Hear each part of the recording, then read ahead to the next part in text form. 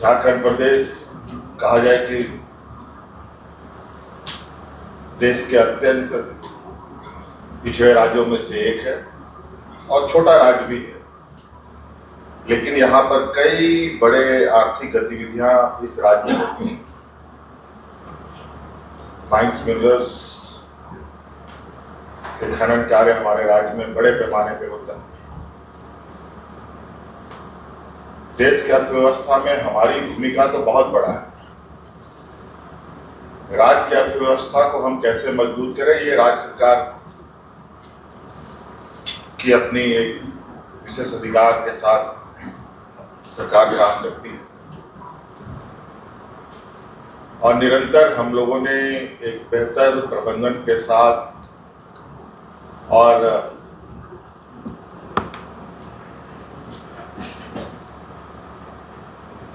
आर्थिक समृद्धि की ओर भी हम लोग कदम बढ़ाते हुए निरंतर आगे बढ़ रहे हैं। और चूंकि ये नया राज्य भी है, ये 25वां साल झारखंड का चल रहा है। 1 लाख करोड़ से अधिक के बजट पे आज हम लोग हैं और मुझे लगता है कि ये आने वाले समय में ये लगातार इसमें वृद्धि भी होगी, क्योंकि डिमांड भी उसी तरीके से है। और मैं अभी कई देशों की यात्रा करने के बाद कल ही लौटा हूं। वहां की चीजों को भी मैंने बहुत करीब से देखा कि वहां किस तरीके से लोग की जीवन शैली, वहाँ के किसानों की स्थिति, वहाँ के शहरों की स्थिति, वहाँ के उद्योगों की स्थिति किस तरीके से विकसित होती है। तो कहीं ना कहीं कई नीतियां ऐसी होती हैं जहाँ अलग अलग क्षेत्रों को प्रभावित करती है, चाहे उद्योग हो, चाहे कृषि हो, चाहे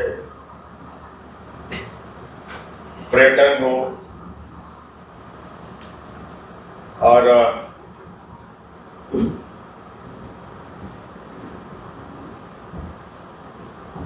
कई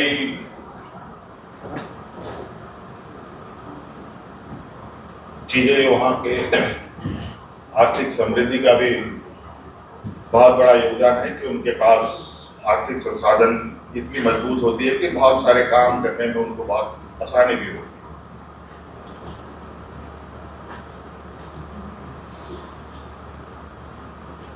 हम लोगों ने भी विगत दिनों कुछ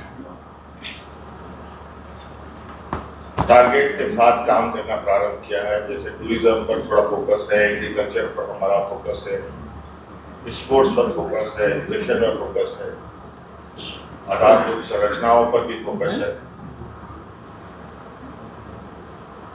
और चूंकि हर काम को करने में जो भी बाधाएं आती है, वो सबसे पहले आती है पैसों का। पैसे कहां से आए? शहरीकरण बढ़ रहा है हमारे राज्यों में, पूरे देश में। शहरों को अपने पैरों पर भी खड़ा कैसे करना है, इस पर भी विशेष हमें ध्यान देने की आवश्यकता है।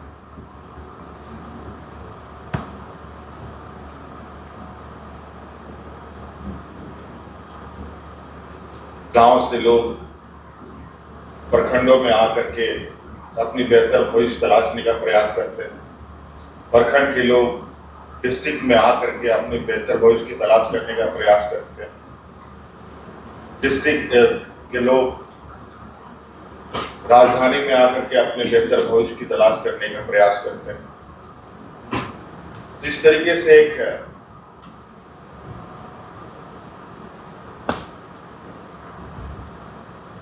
जो एक आम नागरिक का विचरण है, ये विचरण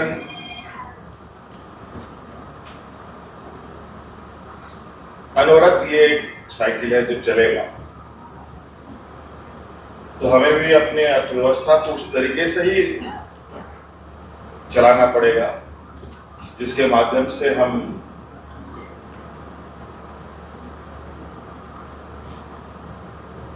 गांव से शहर की चीजों को परस्पर कनेक्ट कर सकें।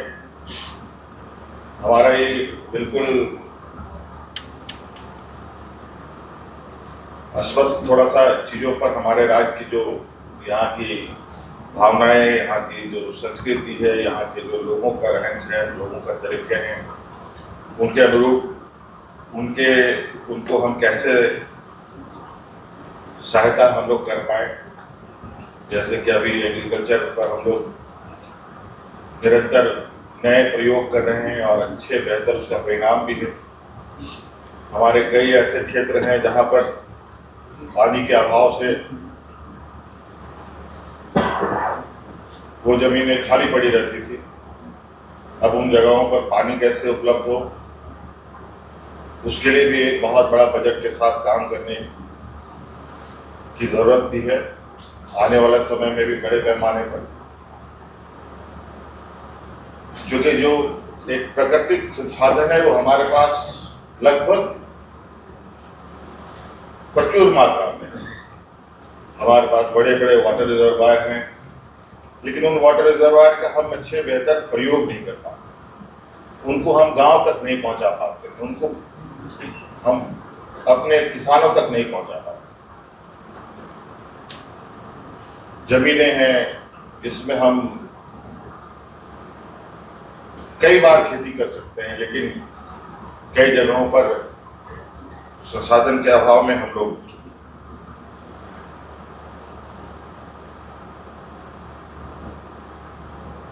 उसमें भी कहीं थोड़ा पीछे हो जाते हैं। अब चूंकि नया जनरेशन भी आ रहा है, नई जनरेशन की एक डिमांड अलग है। नई जनरेशन अब थोड़ा सा एग्रीकल्चर साइड से हट करके एक नए रास्ते की तलाश में है।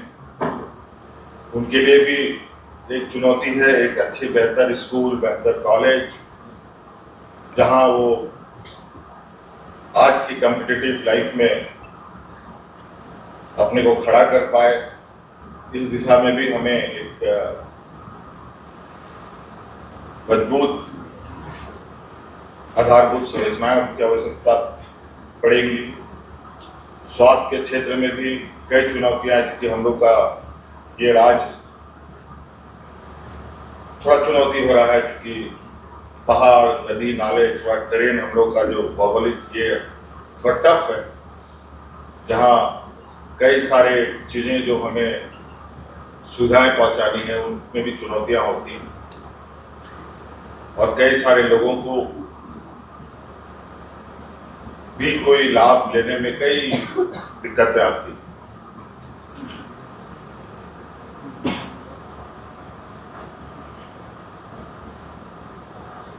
मुझे लगता है कि आज ये समय है, एक बेहतर समय है, जहां राज्य के लिए एक मजबूत और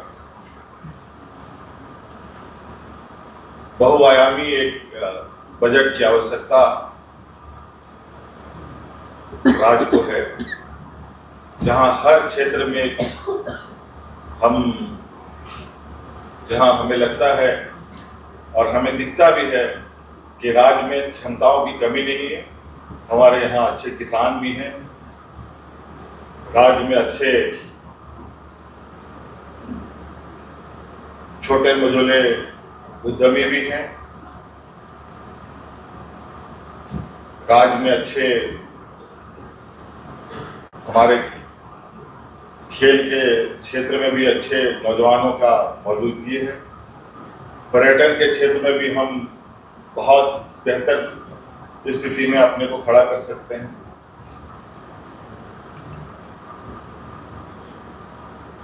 और जो यहाँ का मुख्य रूप से एक आदिवासी ट्राइबल डोमिनेटेड डिस्ट्रिक्ट होने की वजह से ग्रामीण परिवेश थोड़ा सा एक परंपरागत व्यवस्थाओं के साथ चली आ रही है, उन परंपरागत व्यवस्थाओं को भी हम को मुझे लगता है कि कैरी करना चाहिए। उनके लिए भी, क्योंकि मैं कई चीज़ें देखता हूँ बहुत हमारे राज्य में जो हमारे पास क्षमताएं हैं, जैसे एग्रीकल्चर प्रोडक्ट में अगर हम कहें कि लाख का उत्पादन, देश का हम लोग पहला राज्य है जो सबसे अधिक लाख उत्पादन करता है, लेकिन उसका वैल्यू एडिशन नहीं कर पाते। हम चीजों पर भी हम आज एक अच्छे स्थान पर जा सकते हैं। आज जिस देश में हुकूम होता ही नहीं हो, दसर बनता ही नहीं हो, लेकिन वहां सिल्क के नाम पर आज दुनिया में सबसे नंबर 1 देशों में वो गिनती में आते हैं। तो कहीं ना कहीं हम लोग का कुछ लोग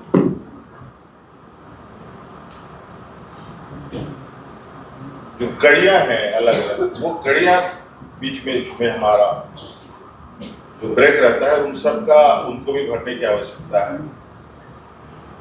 क्योंकि आज कई जगहों से हम बात करते हुए इस बात को आ रहे हैं, या हम लोग चर्चाओं में भी हैं कि अपनी राज्य के इकोसिस्टम को, जो आर्थिक संसाधन और लोगों के रोजगार और यहाँ के समृद्धि के लिए क्या क्या किया जा सकता है,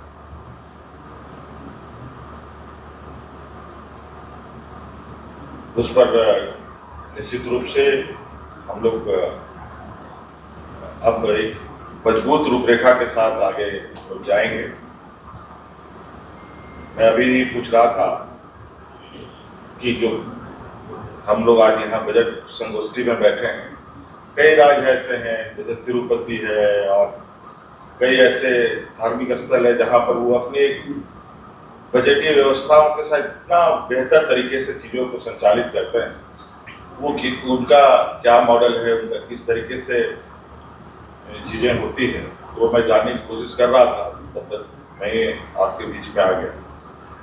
तो ये बात है कि कहीं चीज़ें कुछ जगह पर अच्छी तरीके से भी काम कर रही है, और हमें भी थोड़ा अपने लोगों को सरकार के बजट के साथ जोड़ना पड़ेगा, उनको भी एक जिम्मेवारी देनी पड़ेगी।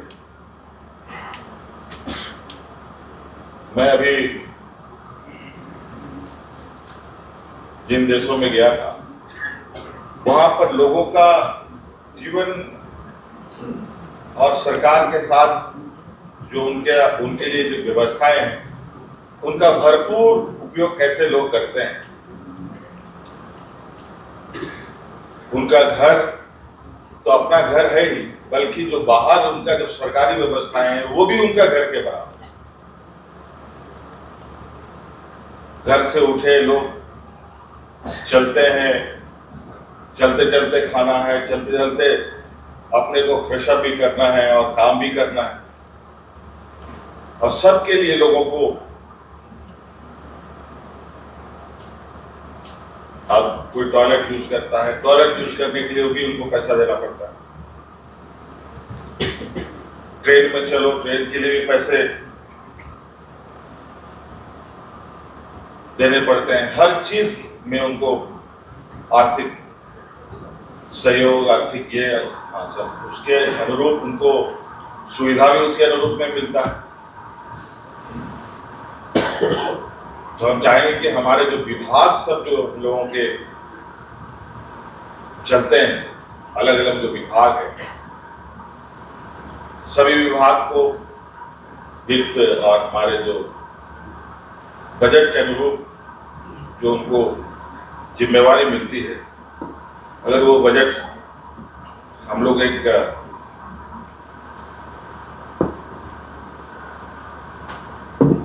बेहतर और आम लोगों के सपोर्ट में ज्यादा से ज्यादा हम लोग डाल पाए, वो हम लोग के लिए बहुत अच्छा होगा। और एक जो हमारा बजट है, निश्चित रूप से सभी लोगों की आशाएं और उम्मीदें बड़ी होती हैं। हाँ, ये बात जरूर है कि अभी हम लोग कई चीज़ों में थोड़ा इसलिए है कि नया राज्य बना है, हमारे पास वर्कफोर्स भी बहुत उतना नहीं हम डेवलप कर पाए हैं जहाँ हम अपना हेल्थ को खड़ा कर पाए। वो भी धीरे धीरे हम लोग, अगर हम देखेंगे कि हमारे वित्त विभाग जो संसाधन एकत्रित करने वाला विभाग है, उनमें भी कई पदाधिकारियों की कमी है। उन सबको भी हमें जल्द से जल्द हम लोग उसको करने का काम करें, ताकि हम लोग के सभी कोने से हमें सहायता और सहयोग मिल सके। आज जो हमारे बीच आए सभी संस्थानों के विशेषज्ञ और जो जितने भी सलाह आई हैं, जितने भी सुझाव आए हैं, मुझे उम्मीद है कि इस बार का बजट, हर बार तो प्रयास हम लोगों ने किया है, लेकिन इस बार एक मजबूत बजट के साथ हम लोग 2026 के साल को आगे बढ़ाएंगे, ताकि यहाँ के हर वर्ग, हर विषय को हम मजबूती से हम लोग उस पर काम कर सकें। आप सब लोगों को बहुत बहुत शुक्रिया, धन्यवाद, जोहार।